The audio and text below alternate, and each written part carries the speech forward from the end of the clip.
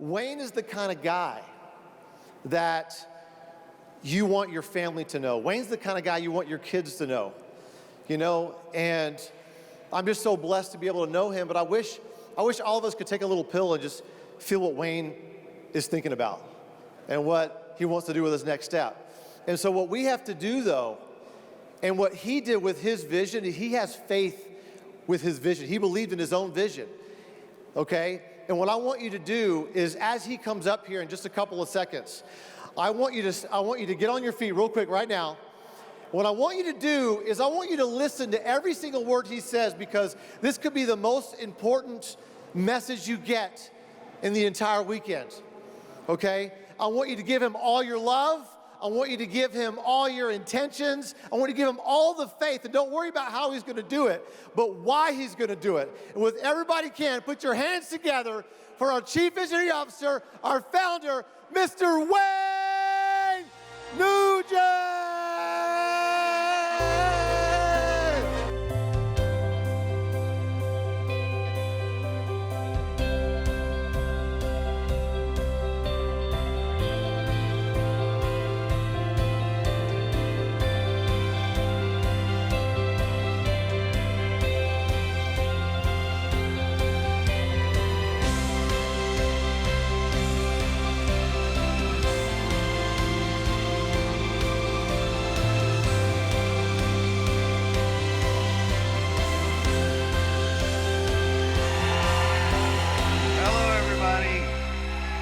Thank you so much. I love you. Wait, let me do that again. Let me do it like my daughter does it. Say, I love you guys.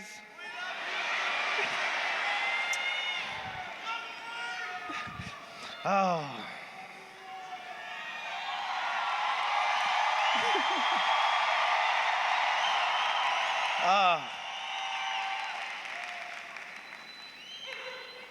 You know, what did Disney just pay? What, $4 billion for the rights to Star Wars? I mean, man, that movie was ahead of its time. I remember seeing that when I was a kid, young man. And now they're bringing it back. It's had that longevity. You know, day before yesterday, I was at Epcot with my daughter. And oh my gosh, she was so giddy. She's so happy. And around the park, there's all these different quotes, you know, from Walt Disney. And one of my favorites that I recall was, you know, from his wife. You know, I mean, they were interviewing his wife, and he didn't live to see Disney World completed. And and obviously it was just open to much fanfare. It was very big. And I think it was a reporter, somebody asked his wife, aren't you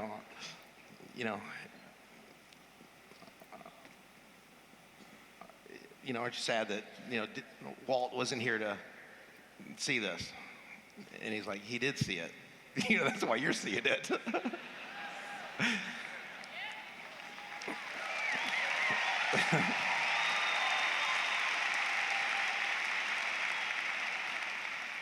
And I can go back almost 20 years ago, and I knew what I was seeing then and feeling then. And now, 10 years with WorldVentures, and a whole bunch of new friends and a whole bunch of new leaders all over the world. What we've done together. It was just, as time has gone on, we've just had more and more people decide to trust and believe. And the thing about trust and belief is you have to be able to reach inside yourself and pull out the trust, and choose to reach inside yourself and pull out that belief. You can't wait for something to happen so then you'll trust, or wait for something to happen so then you'll believe. Those are followers, not leaders.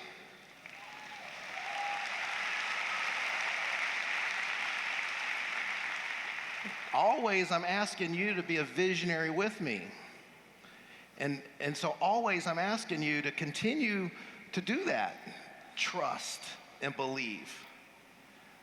Because you can trust and believe in the intentions that I have for you, that our corporate team has for you, that our leaders have for you. It's like we enjoy thinking of the possibilities and then going to work to make those happen. And when you go to work every day to make it happen, big ideas and big goals and big dreams, there can be a little frustration and friction and stuff along the way. But we stop and we catch our breath and we go back to the intention. We go back to what it is that we're trying to create and why we're trying to create it and for whom we're trying to create it. And then we figure it out. Whatever is that next thing that we need to figure out. So we all need our mentors. We all need people that inspire us. You've got a pretty good sense of, who inspires me. But somehow I managed to come up here without a clicker. So I'll need some help. God, could you please go to the next slide?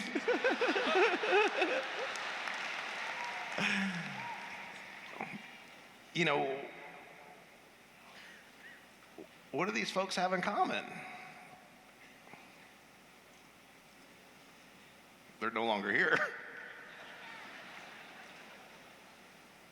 That's not a morbid thought. Thanks, Randy.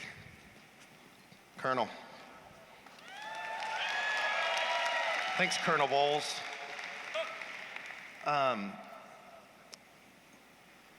So it's healthy to know that you're only here for a little while. What are you going to do during your dash? And why are you going to do it?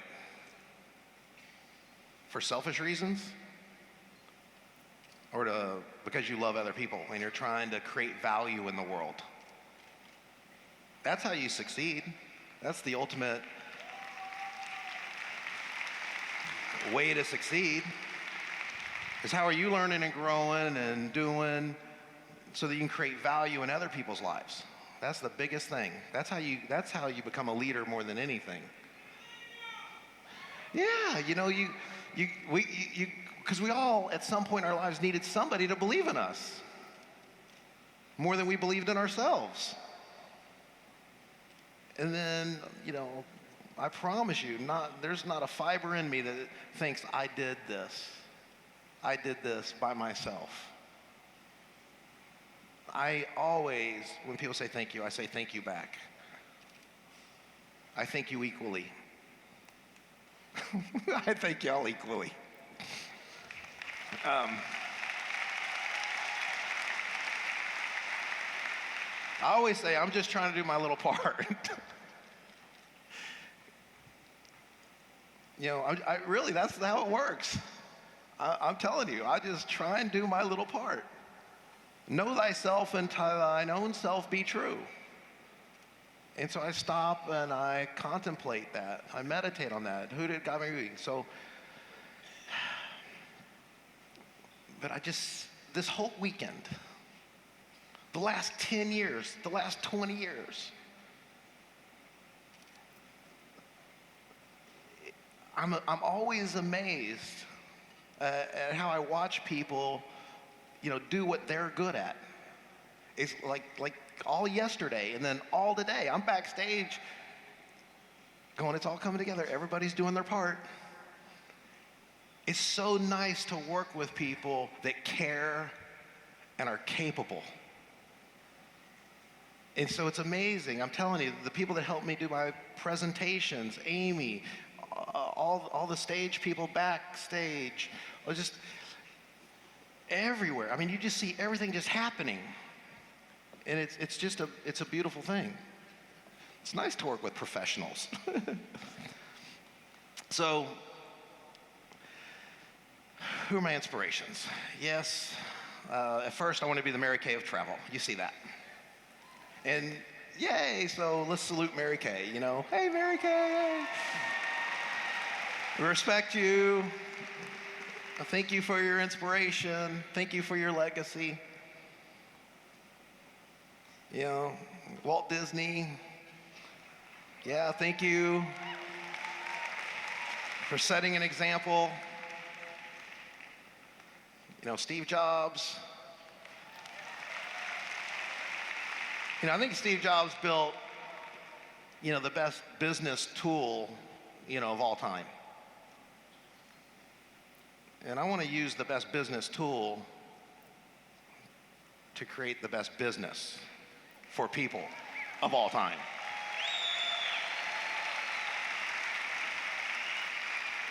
I just want to show you how I think that we can more fundamentally impact people's lives. I love these inspirations. I respect them. I give them all the accolades. But you have to think, okay, they've expanded the mind. How might we go beyond? Not to compete, not to win, but just to continue on their legacy of imagination and inspiration. What are we going to do next? Using them as an inspiration. So,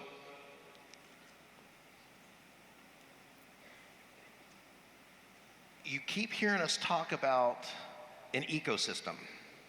And I really want you to understand what an ecosystem is and how you play a part. You're all aspiring to become leaders in this company, which being a leader in this company is really about being a leader and a representative of the brand. And how are you a part of the brand? And we all have to start thinking in terms of brand awareness and protecting the brand. Why? Because this is our company. If you're thinking about your group and your check and your rank, that is thinking too small.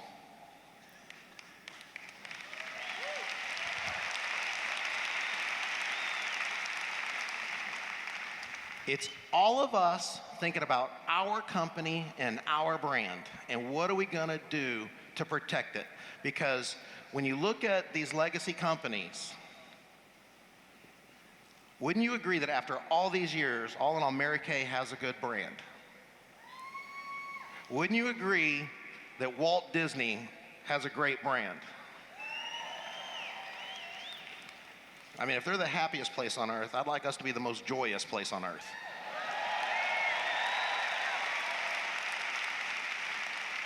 And wouldn't you agree that Apple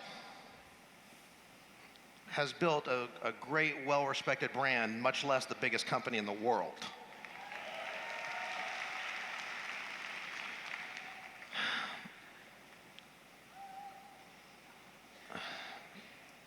You gotta understand how our growth is analogous to Apple. When you're trying to model and you're trying to emulate your leaders, your PAC team members, your trainers, as a company, who are we collectively modeling and emulating and taking the best of, the best learnings of? Well, right now, I think that's Apple. So I want to give you some perspective here on how our ecosystem overlays and models theirs a bit, just to give you some perspective of where we're at and where we're about to go, because it's big. It's very big. Once your mind expands, it doesn't contract. Your mind's going to expand, and you think things into existence. Because you think about it, and then you speak it, other people hear it, and then we go do it, right? Everything's invented twice, in here and out here.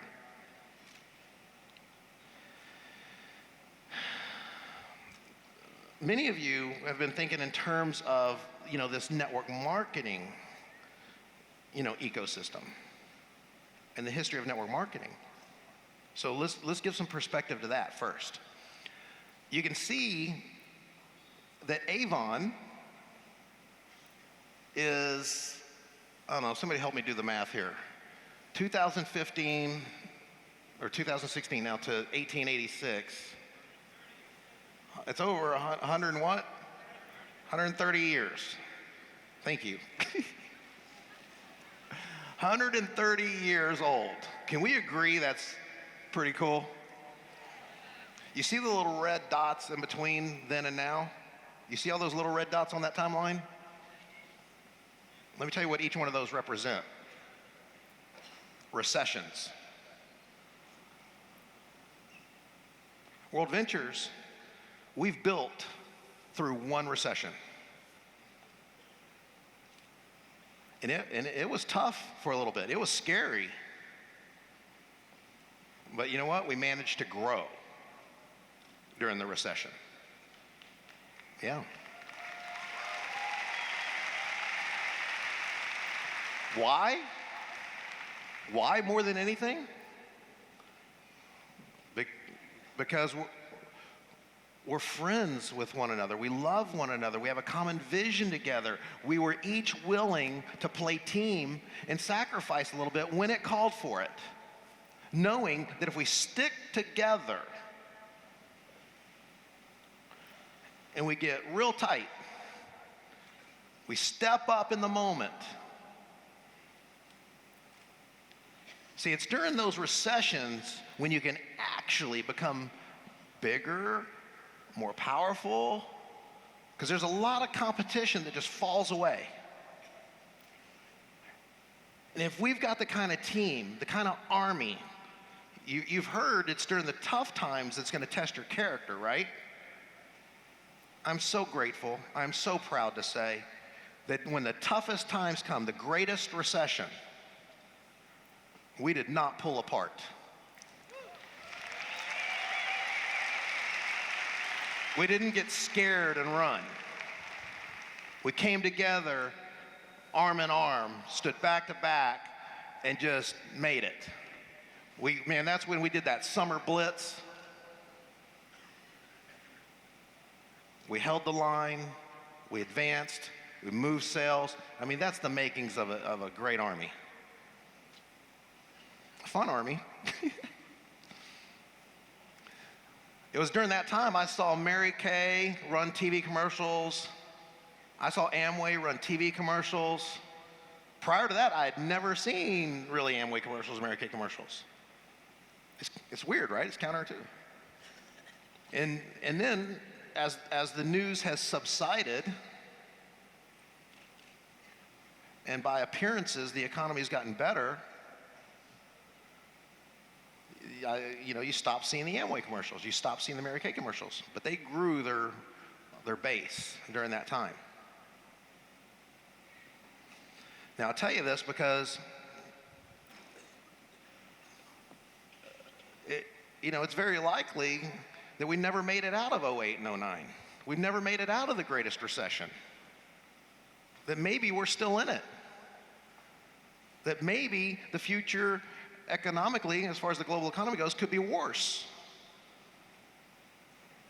And so the question is, if that's true, by show of hands, how many of you were not with us during that time? See? That's why I'm talking about this right now. This is an alert. This is a call to action. I want to know. I want to feel safe and secure that if times come, you're aware of this. So that you all stick together the same way everybody else that was with us back then stuck together. Can I get your commitment on that?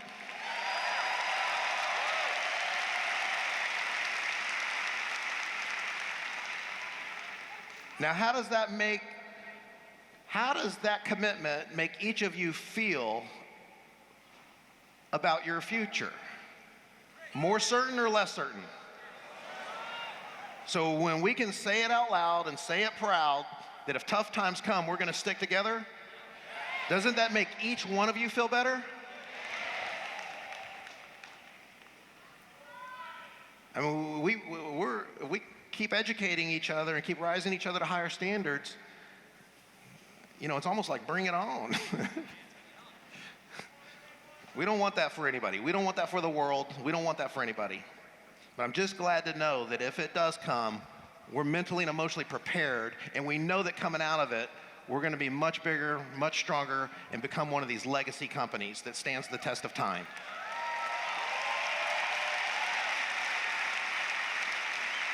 And through it, we're not going to lose our soul. Through it, we're going to have character. Through it, and we're going to build a great brand.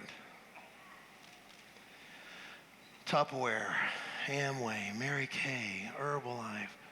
These are the iconic companies in our industry. And I want to show you how we're going to pass them all up in 5 years.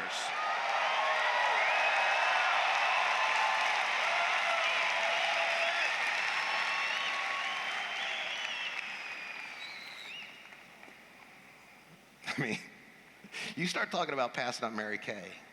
You start talking about passing up Expedia. You start talking about passing up Disney. Ooh.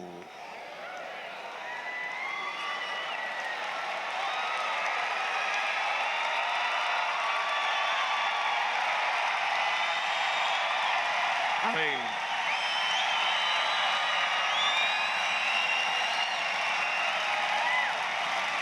you gotta understand the math. You know what? Let me show you the math. Let me show you the path. I'm not a hype guy. I'm not a hype guy. I'm a visionary.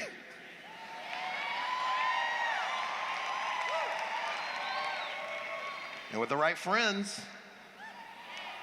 with the right attitude, we've been able to accomplish all our goals.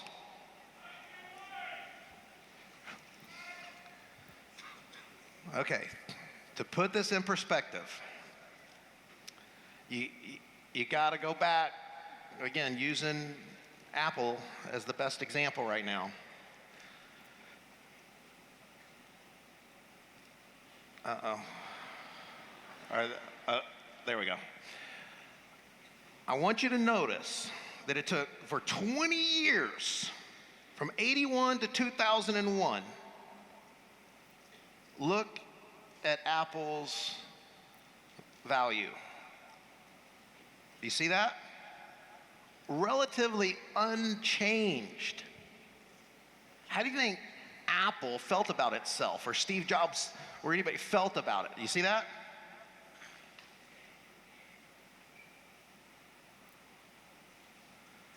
They're certainly not looking like they're going to be the biggest company in the world, twice the size of ExxonMobil.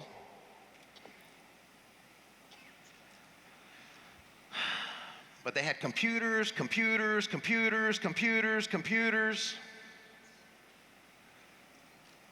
That's not an ecosystem. That's just a new computer, no ecosystem. And they were believed by many to be a better product.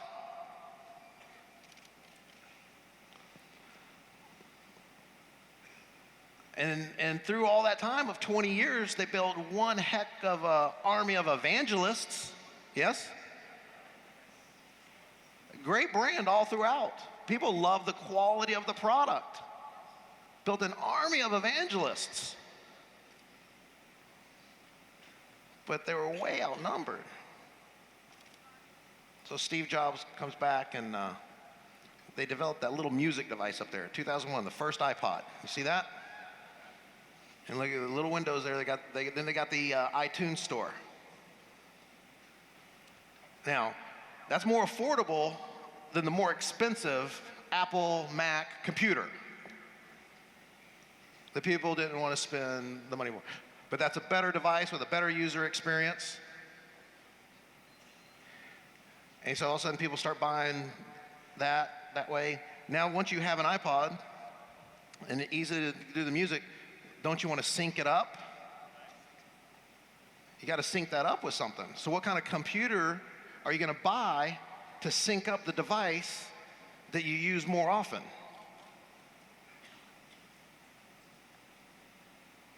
So then they start selling a lot more computers.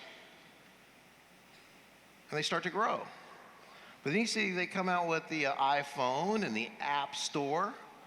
So the ecosystem's expanded. Now it's the computer, but now you're syncing your iPhone up in the App Store and your music to the computer, you see? And then the iPad. Those are great devices. I love them. Look at what happened in the next 10 years. I mean, wow. Can we all agree? That's like, wow.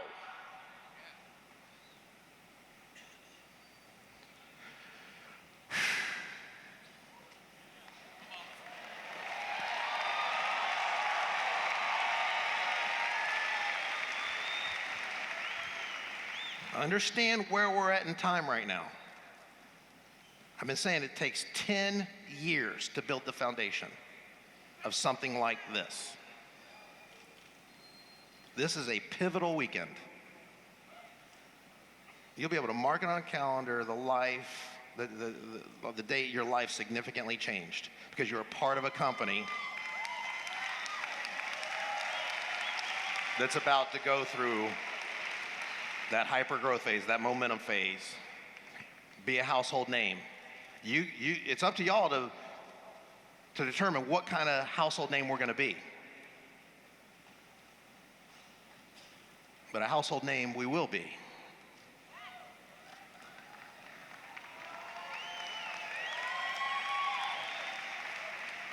Dream trips are kind of like, that we've been doing for 10 years, are kind of like our Apple or the Apple computer, right?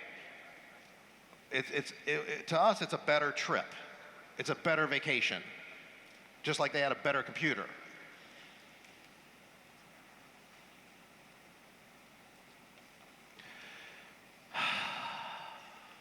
But just like Apple came out with the iPod, what did you use more often, your iPod or your Apple computer? Your iPod. But then because your iPod, you needed an Apple computer. Okay. With us, what are you going to do more of? Are you going to eat more or travel more? They don't want to discount their food and diminish their brand. They have a brand to protect too. And usually it's the chef's name on the front of the building or the family name on the building. They don't like to cheapen what it is they spent their lifetime building. And there's so many businesses out there going to these restaurants going, could you cheapen your food? Could you cut it in half? Last time this happened with Groupon, back in the economy, a lot of these businesses needed business. They were a little scared by this economy. Groupon was coming in, offering them, we'll do this, we'll do that, we'll generate all this. So they took the deal, right?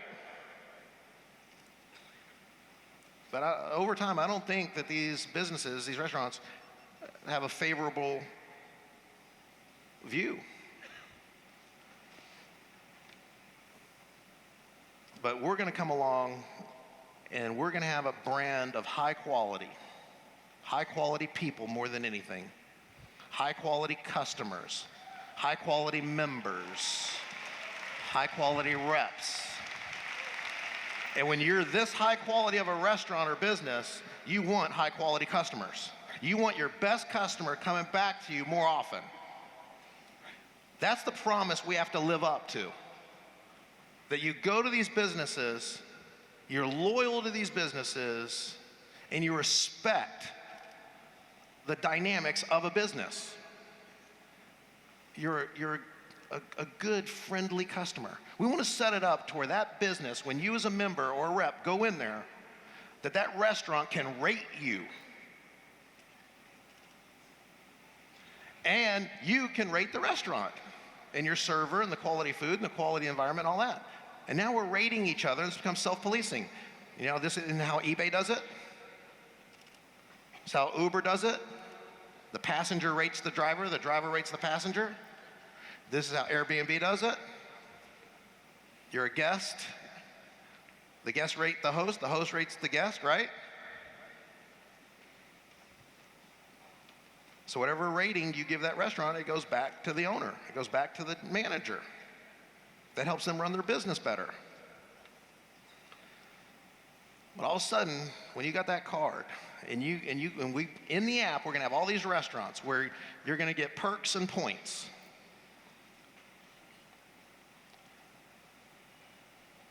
Now, isn't it true that if you got this restaurant over here, and you got this restaurant over here, and you really like this restaurant better for whatever reason, but they don't give any points, but this one does, what restaurant are you gonna go to? Okay, y'all need to capture this. Let me ask this again, because in the future, I want the restaurant owners, I want these businesses, these high quality businesses that say no to every other deal out there. I want them to hear from you what business you're gonna be loyal to. Are you gonna be loyal? Are you gonna go to the restaurant that has no points? Or are you gonna go to the restaurant that gives you points?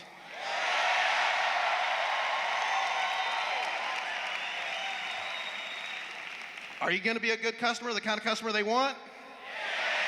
Are you gonna check in? Are you gonna like them on Facebook? Wow. How do you say no to that?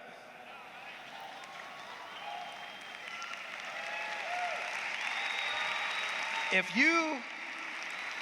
you're a restaurant owner and you're reading the same newspapers that I'm reading today, and you lived through 08 and 09 barely, and your profit margins got shrunk, you don't like it. You don't want to live through that again. Wouldn't it be nice to know that if another recession comes, I got an army of customers just waiting to partner with me and carry me through? I'm trying to get these local restaurants, these local businesses to partner with us, to have a common vision with us, where we're gonna be able to help each other through. What does that do for that local community? What does it do for that city, that state, that country? When you do this and use that, we're gonna be able to go to a country of the tourism board, the governor, the mayor, and we're gonna be able to show them, look at what our company's doing in your community. Look at all the people we're bringing into your community. Look at all the money we're spending in your community. Wouldn't that be cool?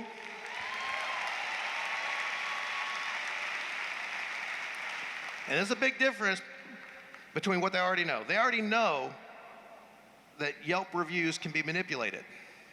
They already know that TripAdvisor reviews can be manipulated.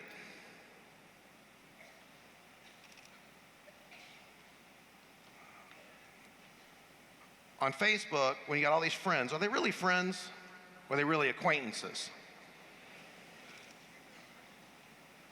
In our network, in our app, aren't y'all friends?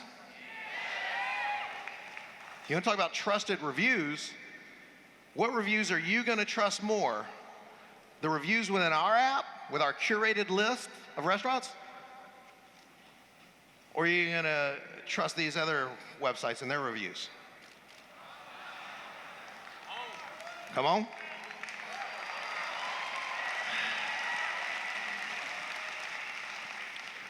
What you don't see on here, we're with all that stuff for the next 5 years. You're at that pivotal point right now in the beginning of 2016, and we just unveiled this stuff that's going to be available to you in the next 3, 6, 9 months. Very robust ecosystem here. What you don't see plotted on here are the next 2 and 3 things that we've already hired for, that we're already investing in, that are already in development, that are huge, bigger than anything we've already done.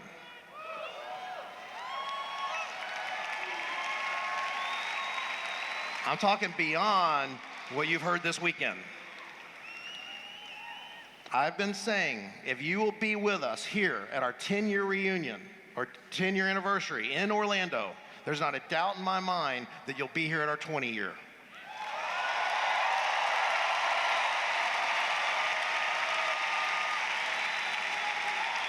Because I know what we're announcing this weekend. I know what's in the hopper. I know what's going to be done by the time we do this event again next year. And between what you're seeing right now and between what you're going to see at this event next year, it's going to blow your mind how big your opportunity is, which means how big your future is. And this ain't about being the biggest company in the world, being the most rich or profitable. This is about us as friends and family and our quality of life together. This is about quality of life. And it's not just during our lifetime. This is about quality of life for your little bitty window of time. You see, we always talk about scoring 24, or what are you going to do your first week, or what are you going to do your first month, or Matt did such a masterful job of talking about, making a 10-year run. I'm telling you, I don't think less than 100 billion, and I don't think less than 100 years old.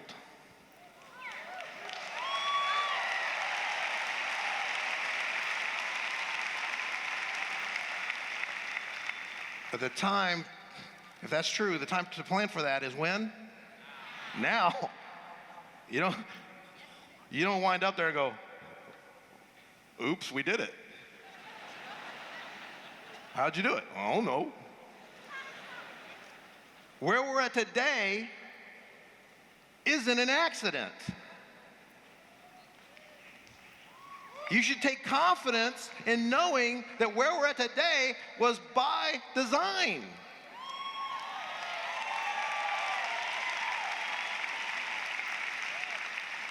Are we grateful?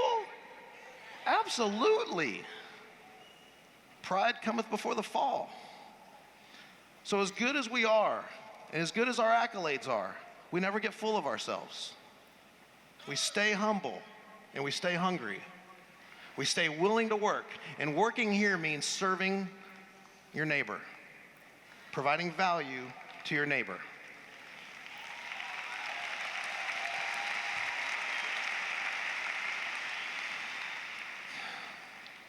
Live fun, freedom, and fulfillment. Woo! We're doing that this weekend, aren't we? I know we'll be doing it tonight. I should ask you that question tomorrow. One big team. Please, people, continue to be one big team and help one another. Do not go, my team. I'm not going to help you if you're not on my team. That is so ugly. That's like that professional athlete or movie star. You go up and ask them for an autograph, and like, no. I don't even want to go see their movies anymore. You lose all respect. Same thing as a leader. When you're the kind of leader that goes, I'm not going to help you if you're not on my team. It just comes across ugly. Now, I understand the parameters. You got to make your team priority. You got to help you and your team get yourself fed. But as much as you can, as much as possible, we always be inclusive. And we do open meetings, we do open trainings, and if I can help you shake hands or meet somebody or do a three-way phone call or something like that, yes. You know why? This is such a strength. I'm telling you, I hear it all the time. When people come here and they're backstage meeting our crew, or they're at an event or something, they can't believe how united we are. I mean, This is not normal. This is exceptional, and it is a strength of ours. And these core values are touchstones. We just got to keep going back to them and back to them and back to them. And 100 years from now, we'll be going back to them and back to them and back to them. The truth doesn't change. All kinds of things are going to change between now and the next 100 years, but the core values, no. The truth, no. This weekend we talked a lot about embrace creativity and innovation. But what I'm touching on right now is number 10, ensure sustainability in everything we do. What I'm asking you to do is be a good customer, be a good friend, be a good member, be a good rep. Understand what that means. How do I be a good member, a friend, and a rep? If you'll do that, if you will contemplate these things, and when you're better inside, your outside world's gonna be better. That's how it works. That's how you become blessed. Your outer world is a reflection of your inner world.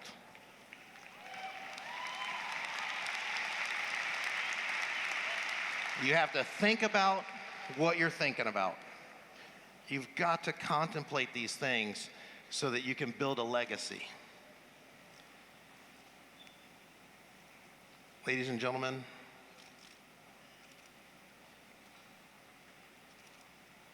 I don't know of one company, not one, to truly compare ourselves to. Thank you. Bye-bye.